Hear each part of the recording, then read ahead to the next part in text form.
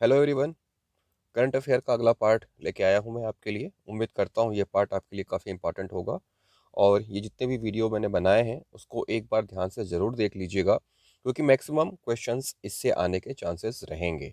ये मैं इसलिए कह रहा हूँ क्योंकि मैं अपने करंट अफेयर्स के नोट्स खुद बनाता था और इसके अलावा मैं बाकी बाहरी बुक्स छोड़ देता था और इन अपने नोट्स को ही रिवाइज करता था और मेरे जो क्वेश्चंस थे इससे बन जाते थे।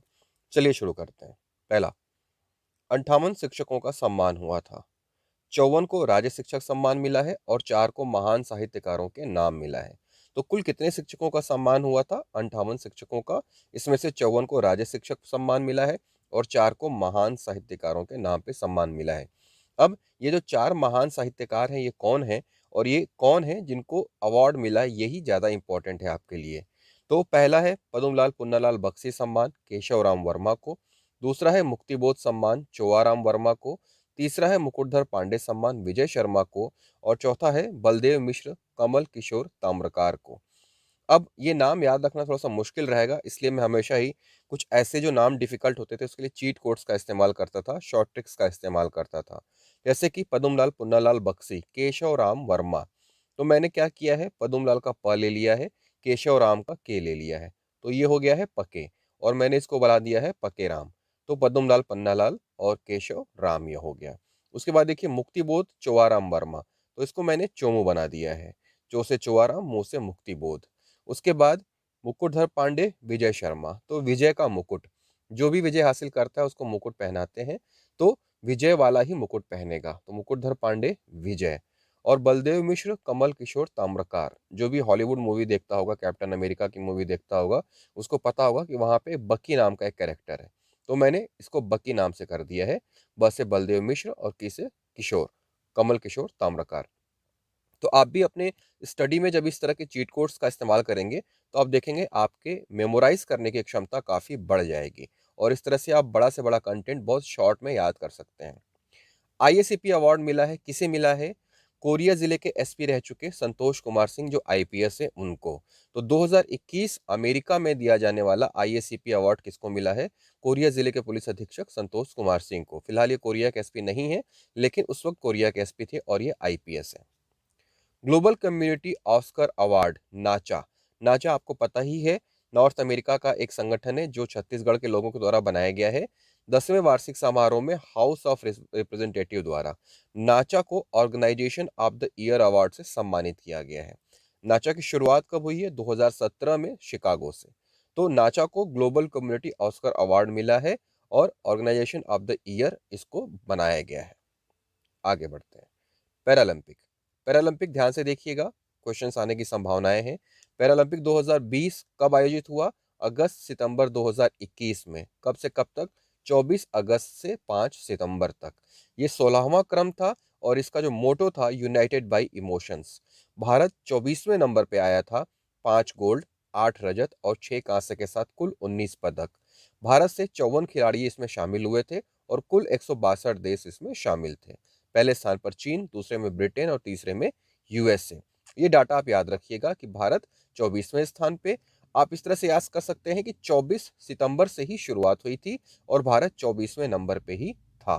ठीक है। 19 टोटल पदक जीते हैं जिसमें से कि 5 गोल्ड है। पहले स्थान पर चीन और 16वें क्रम का ये पैरालंपिक था। प्रमोद कुमार शुक्ला जगदलपुर के करपावंट के रहने वाले हैं। इन्हें राष्ट्रपति पुरस्कार मिला है। ये एकलव्य विद्यालय में शिक्षक हैं। प्रमोद कुमार शुक्ला, राष्ट्रपति पुरस्कार, एकलव्य विद्यालय के शिक्षक। राजीव गांधी भूमिहीन कृषि मजदूर न्याय योजना, ये अभी 3 फरवरी को लॉन्च हुई, जब सांसद श्री राहुल गांधी यहाँ छत्तीसगढ़ आए और उन्होंने इसकी शुरुआत की और 3 फरवरी को पहले किस्त में 2,000 रुपए जारी किए गए हैं। आगे बढ़ते हैं। मिलेट मिशन, मिलेट मिशन के लिए छत्तीसगढ़ सरकार ने एक एमओयू साइन किया है। कौन सी संस्था से? यह है आईआईएमआर हैदराबाद। यहां से छत्तीसगढ़ शासन ने एक एमओयू किया है।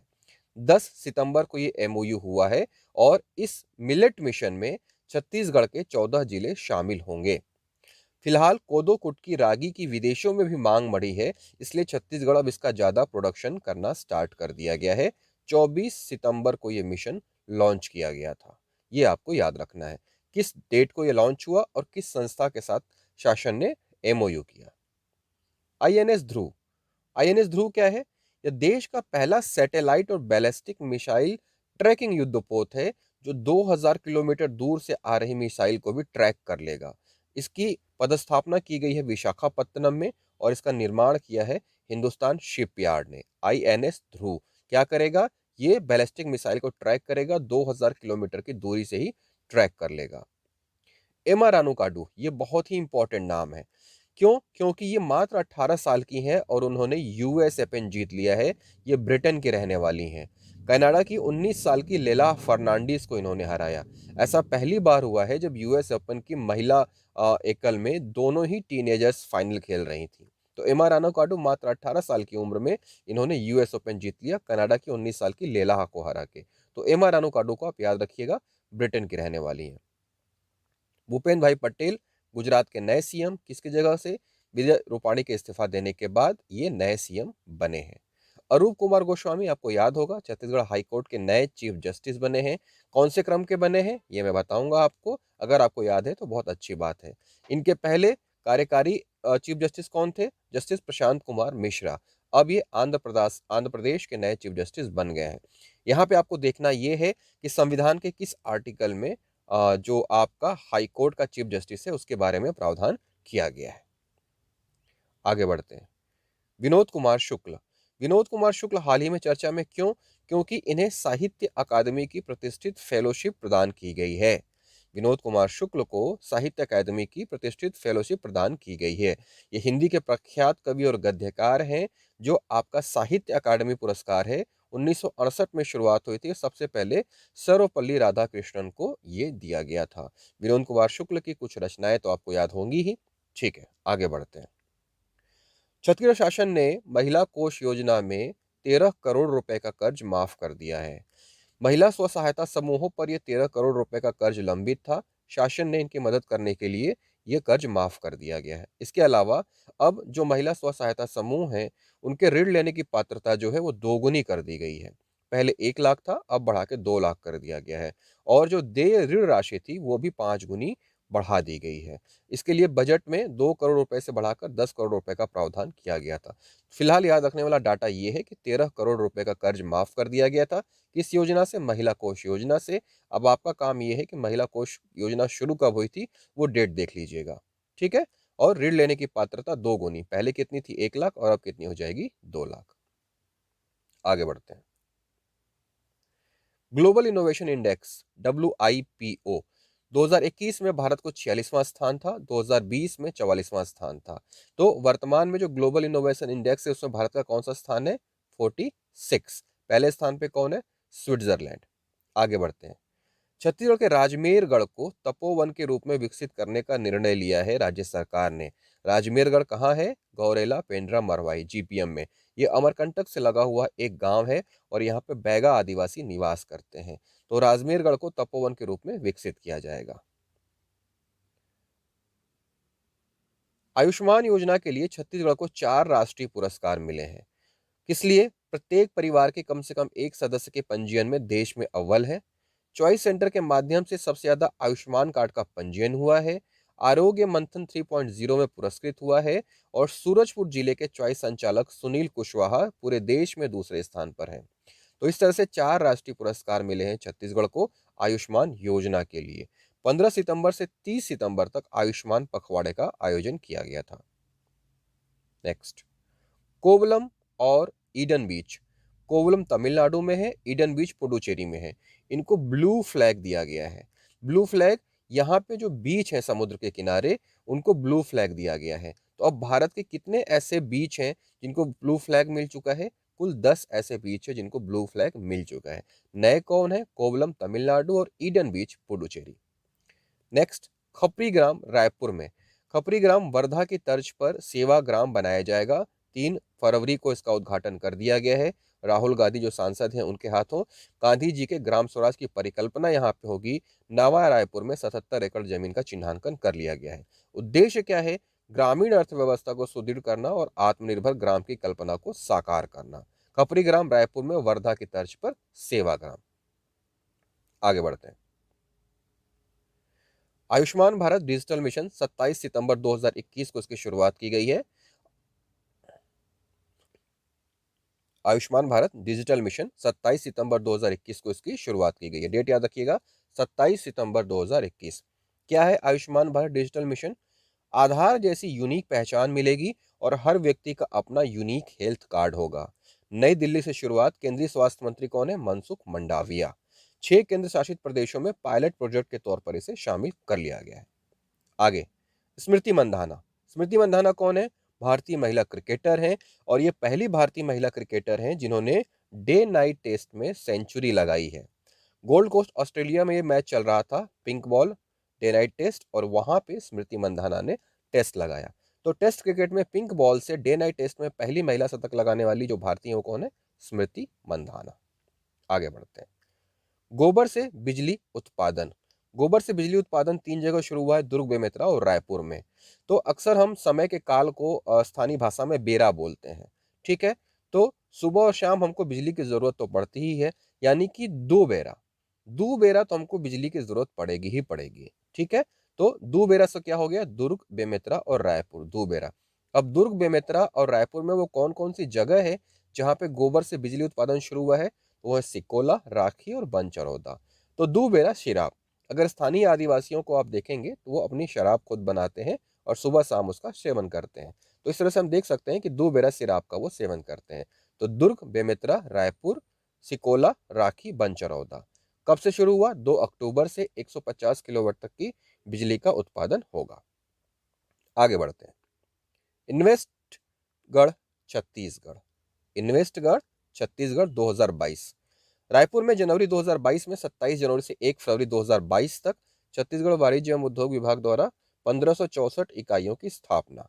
4 सेक्टर्स: कृषि, mining, green energy, heavy engineering और फैब्रिकेशन। वेक्सपो इंडिया द्वारा निवेश के लाभ को लेकर प्रमोशन। 132 एमओयू, 58,950 करोड़ की पूंजी निवेश प्रस्तावित। तो इन्वेस्टगढ़ छत्तीसगढ़ 2022 कहाँ पे? रायपुर में। बस इतना ही आपको याद रखना है, बाकी ज्यादा डाटा इसमें पढ़ने की जरूरत आपको नहीं है। आगे बढ़ते हैं।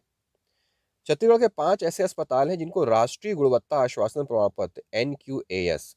छत्तीसगढ़ के 5 अस्पताल ऐसे हैं जिनको की राष्ट्रीय गुणवत्ता आश्वासन प्रमाण पत्र मिला है। छत्तीसगढ़ को देश में दूसरा स्थान मिला है ओवरऑल। और ये जो 5 अस्पताल हैं इनको आपको देखना होगा। सामुदायिक स्वास्थ्य केंद्र पाटन, गांधी चौक बिलासपुर, मोरगा कोरबा, रामाटोला राजनांदगांव और चरौद धमतरी, ये 5 ऐसे जहां पे हैं जहां पे इनको अवार्ड मिला है NQAS का। कुल कितने हैं? 5। आगे बढ़ते हैं। Carbon flux tower Raghunath Nagar Balrampur. Carbon flux tower कहाँ लगाया गया है? रघुनाथ नगर बलरामपुर। मैं थोड़ा सा फास्ट पढ़ा रहा हूँ, इसलिए पढ़ा रहा हूँ क्योंकि वीडियो लंबा ना हो जाए, इसलिए मैं इसको फास्ट पढ़ा रहा हूँ। और मैंने PDF डालने शुरू कर दिए हैं टेलीग्राम में। जो लोग अभी तक टेलीग्राम सब्सक्राइब नहीं किए हैं, टेलीग्राम सब्सक्राइब कर लें और वहाँ पे PDF पढ़े हुए हैं, उसको आप रिवीजन करिए। एक बार वीडियो देखने के बाद PDF को जब आप रिवीजन करेंगे तो चीज़ें आपको याद हो जाएंगी। Carbon flux tower Raghunath Nagar Balrampur, ये पर्यावरण पर प्रभाव का अध्ययन करेगा और वनों से उत्सर्जित होने वाली गैसों के आधार पर इसका अध्ययन किया जाएगा। तो क्वेश्चन यही आ सकता है कि कार्बन फ्लक्स टावर कहाँ लगाया गया है? ये लगाया गया है बलरामपुर में। आगे देखते हैं।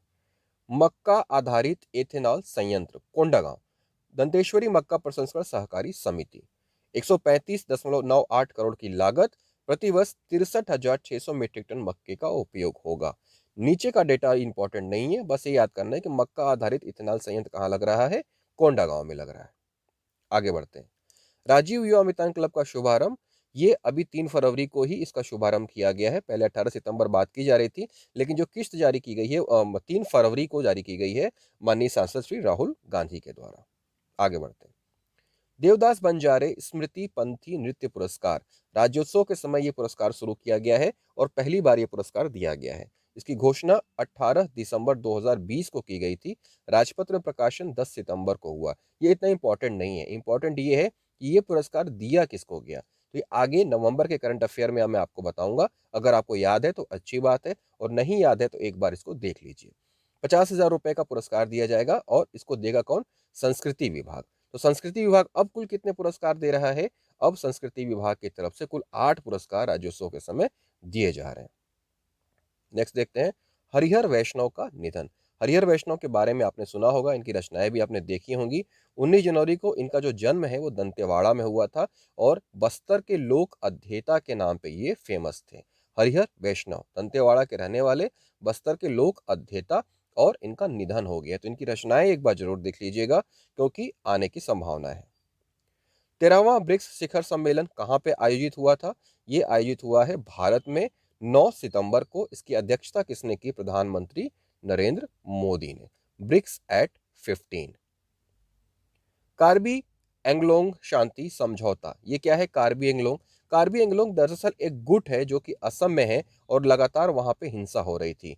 तो 4 सितंबर को त्रिपक्षीय समझौता हुआ है भारत सरकार और असम सरकार के द्वारा और कार्बी के 6 अलग अलग गुटों के बीच। और ये निर्णय लिया गया है कि असम में कार्बी जनजाति की काक भाषा को शामिल किया जाएगा। तो इसीलिए इसको कार्बी एंगलोंग शांति समझौता कहा जा रहा है। ये कहाँ से संबंधित है? असम से संबंधित है।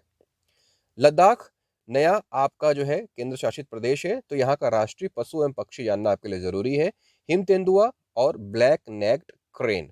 हिम तेंदुआ राष्ट्रीय राजकीय पशु और यहाँ का राजकीय पक्षी कौन है? Crane, black necked crane. ठीक है, दोनों ही आईयूसीएन में लुप्त प्राय प्रजाति हैं। पोषण 2.0 कब शुरुआत हुआ? सितंबर माह में। पूरे सितंबर माह को पोषण माह के रूप में मनाया गया और आजादी के अमृत महोत्सव के रूप में भी इसको शामिल किया गया है। पोषण 2.0। संसद टीवी की शुरुआत की गई। संसद टीवी की शुरुआत की गई 15 सितंबर 2021 को। और एक सेकेंड, गला खराब है इसलिए बीच बीच में खांसी आ जा रही है, कोई बात नहीं। संसद टीवी की शुरुआत की गई है 15 सितंबर 2021 को। और 15 सितंबर 2021 को और कौन सा दिन मनाया जाता है? अंतरराष्ट्रीय लोकतंत्र दिवस। संसद टीवी की शुरुआत उपराष्ट्रपति एम वेंकैया नायडू, पीएम मोदी और लोकसभा अध्यक्ष ने एक साथ की। ओम प्रकाश बिरला ने संयुक्त रूप से लॉन्च किया। ठीक है, लोकसभा अध्यक्ष श्री ओम प्रकाश बिरला। रवि कपूर इसके वर्तमान सीईओ हैं और मनोज अरोड़ा अंतरिम प्रधान संपादक हैं। ठीक है, तो रवि कपूर सीईओ और मनोज अरोड़ा संपादक। संसद टीवी 15 सितंबर 2021। 15 सितंबर को अंतर्राष्ट्रीय लोकतंत्र दिवस। पहले आपको याद होगा कि लोकसभा और राज्यसभा टीवी अलग अलग थी, लेकिन अब सिर्फ एक ही है, संसद टीवी। क्वाड देशों की पहली इन पर्सन बैठक। इन पर्सन मतलब क्या होता है? आमने सामने। तो क्वाड, क्वाड मतलब होता है चार, तो चार देश होंगे। चार देश कौन कौन से हैं? तो मैंने इसको याद किया है आईजू के नाम से। आईजू, ठीक है, आईजू मतलब ऑस्ट्रेलिया, इंडिया, जापान और यूएसए। नवंबर 2017 में इसका गठन हुआ था और इंडो पैसिफिक समुद्र में समुद्री क्षेत्र में प्रभाव मुक्त रखने और चीन के दबाव को कम करने के लिए इसका गठन हुआ है। तो पहली बार क्वाड देशों की बैठक हुई है इन पर्सन, आमने सामने। कहाँ? अमेरिका में। चारों के नाम याद रखिएगा, आईजू, ऑस्ट्रेलिया, इंडिया, जापान और यूएसए।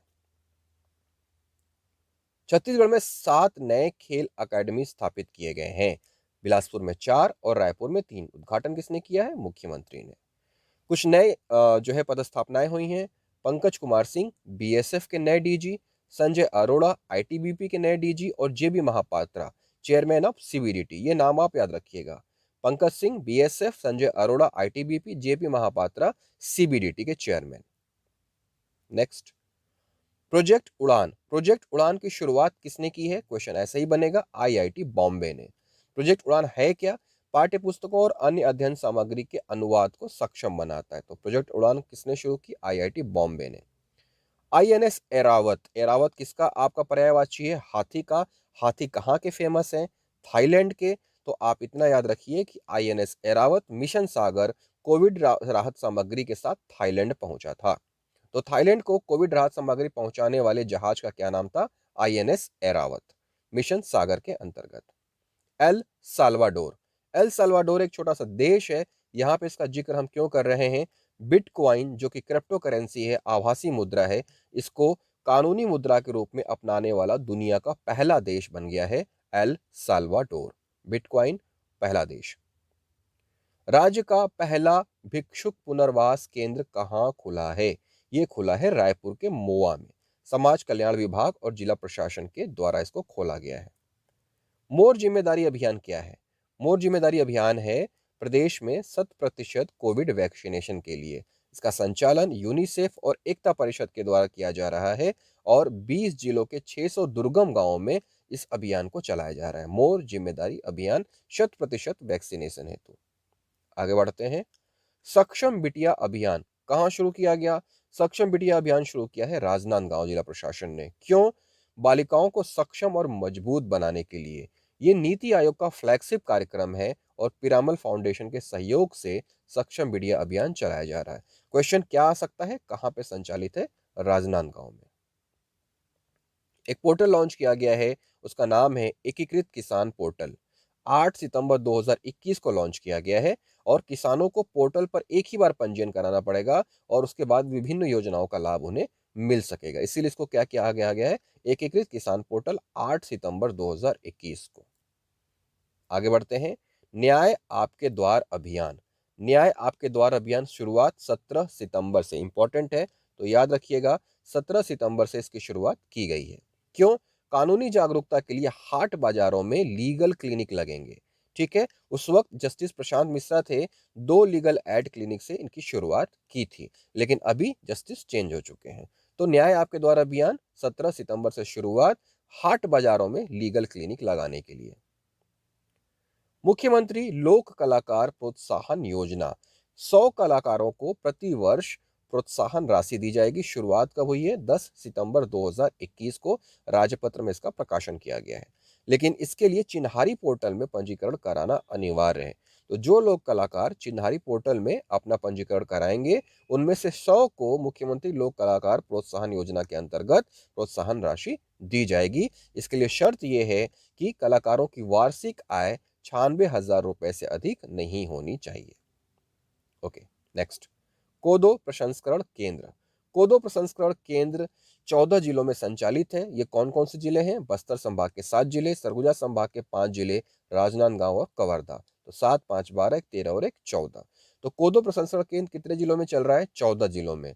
मिलेट कैफे कहाँ संचालित है? रायगढ़ में। कौन सा ऐसा जिला है जहां पे मिलेट कैफे ओपन हुआ है? वो है रायगढ़। अब मिलेट मिशन कितने जिलों में संचालित है? मिलेट मिशन भी 14 जिलों में संचालित है, लेकिन बस्तर के 7 जिले, सरगुजा संभाग के 4 जिले, राजनांदगांव, कवर्धा और उसके साथ एक जिला जुड़ जाएगा, गौरेला, पेंड्रा, मरवाही। तो सरगुजा संभाग का कौन सा जिला है जो मिलेट मिशन में नहीं है? वो है आपका अंबिकापुर। ठीक है, तो याद रखिएगा, डाटा थोड़ा कंफ्यूजिंग है लेकिन बहुत ही इंपॉर्टेंट है। कोदो प्रसंस्करण केंद्र 14 जिलों में, बस्तर संभाग, सरगुजा संभाग, राजनांदगांव, कवर्धा। मिलेट मिशन 14 जिलों में, सरगुजा संभाग से अंबिकापुर नहीं रहेगा, उसकी जगह गौरेला, पेंड्रा, मरवाही आ जाएगा। बाकी सब वही जिले हैं जो आपके कोदो प्रसंस्करण केंद्र में है। और मिलेट कैफे कहाँ संचालित है? आपके रायगढ़ में। आगे बढ़ते हैं। कौशल्या माता का मंदिर आपको पता ही है कहाँ पे है? जलसेन तालाब के पास स्थित है। 51 फीट ऊंची भगवान राम की प्रतिमा यहाँ पे और श्री यंत्र आकार का मंदिर। ठीक है, रायपुर में। यूनेस्को धरोहर कुल 40, मैंने लास्ट वीडियो में बताया था। सांस्कृतिक 32, प्राकृतिक 7, मिश्रित 1। 2021 में 2 जुड़े हैं। धौलावीरा, धौलावीरा कौन से क्रम का? 40वें क्रम का। और रामप्पा मंदिर, काकतीय रुद्रेश्वर मंदिर, ये कौन से क्रम का? 39वें क्रम का। एनडीबी का विस्तार किया गया है। एनडीबी का विस्तार, ठीक है, नेशनल डेवलपमेंट बैंक, ब्रिक्स देशों के समूह का बैंक। 2014 में 6वें सम्मेलन में इसका गठन किया गया था और यूएई, उरुग्वे और बांग्लादेश, ये 3 नए सदस्य बने गए हैं। ठीक है, यू उरुग्वे, यूएई और बी बांग्लादेश। ठीक है, तो ये 3 नए देश हैं जो एनडीबी में शामिल हो गए हैं। तो एनडीबी के विस्तार में कितने नए देश आ गए हैं? 3 नए देश आ गए हैं, यूएई, उरुग्वे और बांग्लादेश। ये नाम आपको याद रखना है। पृथ्वी पर सबसे उत्तरी द्वीप की खोज की गई है। अभी तक ये माना जा रहा था कि ओडाक पृथ्वी का सबसे उत्तरी द्वीप है, लेकिन अब एक अज्ञात द्वीप की खोज की गई है ग्रीनलैंड के पास और इसका नाम दिए जाने का सुझाव दिया गया है क्यूकरटाक अवन्नार लेक। क्यूकरटाक अवन्नार लेक। तो पृथ्वी का सबसे उत्तरी द्वीप क्यूकरटाक अवन्नार लेक, ग्रीनलैंड के पास। अभी तक कौन सा था? ओडाक। ओडाक। नेक्स्ट, स्पिन योजना। पहले तो स्पिन का full form, strengthening the potential of India. Strengthening the potential of India क्या है ये? खादी ग्रामोद्योगों द्वारा कुम्हारों के आत्मनिर्भरता के लिए। इससे कुम्हारों के को बैंकों से आसान ऋण मिलेगा। स्पिन योजना किससे संबंधित है? कुम्हारों से संबंधित है। कौन सा विभाग? खादी ग्रामोद्योग विभाग। क्या लाभ मिलेगा? उन्हें बैंकों से आसान ऋण मिलेगा। इसका full form, strengthening potential of India. कौन सा इंडेक्स है जिसे हाल ही में बंद कर दिया गया है वर्ल्ड बैंक के द्वारा? तो वर्ल्ड बैंक के द्वारा एक इंडेक्स चलाया जा रहा था, ईज ऑफ डूइंग बिजनेस, जिसे याद करना आपके लिए बहुत परेशानी थी। अब आपको राहत मिल जाएगी कि एटलीस्ट एक इंडेक्स आपको याद नहीं करना पड़ेगा। तो ईज ऑफ डूइंग इंडेक्स बंद कर दिया गया है। इसे जारी किया जाता था वर्ल्ड बैंक के द्वारा। क्यों बंद कर दिया गया? क्योंकि ऐसी शिकायतें मिली कि चीन को लाभ पहुंचाने के लिए इस डाटा में कुछ लोगों द्वारा अनियमितता की जा रही थी और इसकी जांच की गई। तो उसके बाद ये पाया गया कि 2018 और 2020 का जो रिपोर्ट था उसमें अनियमितता की गई थी, इसलिए ईज ऑफ डूइंग बिजनेस को बंद कर दिया गया है। नेक्स्ट, साहित्य अकेडमी फेलोशिप पुरस्कार। ठीक है, अभी मैंने आपको बताया विनोद कुमार शुक्ल को मिला है हिंदी के लिए। तो क्वेश्चन ये आता है कि साहित्य अकादमी जो है कितनी भाषाओं में? तो कुल 24 भाषाओं में। आपके संविधान में कितनी भाषाएं लिस्टेड हैं? 22। उसके अलावा राजस्थानी और अंग्रेजी दो और भाषाएं हैं जिसमें यह पुरस्कार दिया जाता है। आपको याद ये करना है कि अंग्रेजी और हिंदी में किसे दिया गया। अंग्रेजी में रस्किन बॉन्ड और उसके अलावा विनोद कुमार शुक्ल हिंदी में। वायुसेना के 27वें प्रमुख कौन बने हैं? तो वायुसेना के 27वें प्रमुख बने हैं वी आर चौधरी। इनका पूरा नाम है विवेक राय चौधरी। तो इस तरह से आज का ये करंट अफेयर खत्म होता है। टेलीग्राम चैनल जरूर ज्वाइन कर लीजिए। वीडियो को ज़्यादा से ज़्यादा अपने दोस्तों को शेयर करिए ताकि उनको भी लाभ मिले। याद करिए, ज्ञान हमेशा बांटने से बढ़ता है, कभी कम नहीं होता है। आप ये सोचेंगे कि जो चीज़ आपको पता चल गई है वो किसी और को पता न चले, तो ये आप गलत हैं। ठीक है, आप जितना ज़्यादा लोगों को बताएंगे, जितना ज़्यादा लोगों को पढ़ाएंगे, उतना ही ज़्यादा आपका ज्ञान बढ़ेगा। उम्मीद करता हूँ ये वीडियो आपके लिए बहुत इंपॉर्टेंट साबित होगा। जिन्होंने टेलीग्राम चैनल ज्वाइन नहीं किया है, ये ऊपर लिंक है, इसमें आप जाके ज्वाइन कर सकते हैं, या फिर नीचे डिस्क्रिप्शन बॉक्स में उसका लिंक दिया हुआ है, वहां पे आप क्लिक करके सीधे टेलीग्राम चैनल ज्वाइन कर सकते हैं। तो फिलहाल इस वीडियो में इतना ही। पढ़ते रहिए, मन लगा के पढ़िए और अपने लक्ष्य को हासिल करिए। All the best.